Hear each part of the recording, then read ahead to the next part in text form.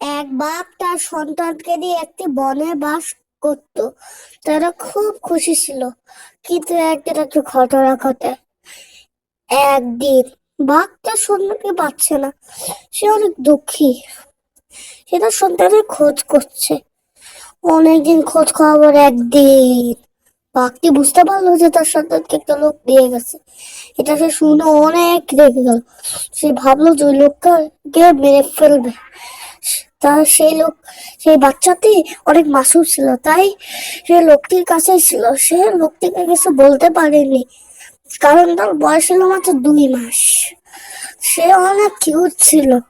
লোকটা ভেবেছিল তাকে পালবে, কিন্তু একদিন বাঘটা ঠিক করলো যে তার সন্তানকে নিয়ে আসবে। সে তার দলের সাহায্য চাইলো, এবং সে অনেক খুশি হলো, কারণ তার দল বলল, হ্যাঁ রে ভাই, আমরা তোকে সাহায্য করব। এটা বললো, তাই বাঘটি খুব খুশি হল, বললো চল তাহলে আমরা কালকেই নগরে বেরিয়ে পড়ি। তখন বাঘটি তার দলকে নিয়ে নগরে বের হয়ে পড়লো তার লোকটিকে আক্রমণ করার জন্য। আর পথে বাঘটি তার ছেলেকে বাঁচানোর জন্য লোকটির পিছনে হামলা করলো। সে লোকটিকে মেরে ফেললো। সে তার সন্তানকে নিয়ে এলো, তার সাথে খুশির সময় কাটালো।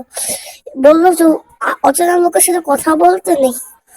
সে ছিল অনেক ভালো মা। তারপর সে তার সন্তানকে দিয়ে তাদের জায়গায় ফিরে আসলো।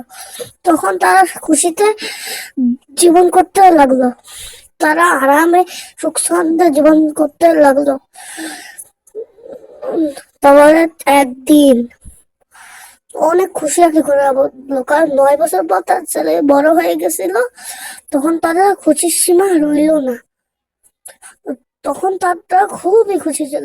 আমাদের চ্যানেল নতুন হয়ে থাকলে আমাদের চ্যানেলকে লাইক করুন, সাবস্ক্রাইব করুন। আর আমাদের চ্যানেলে অনেক ভিডিও দেওয়া হবে, ওইগুলো দেখানো রেডি থাকবেন। Bye bye, good bye.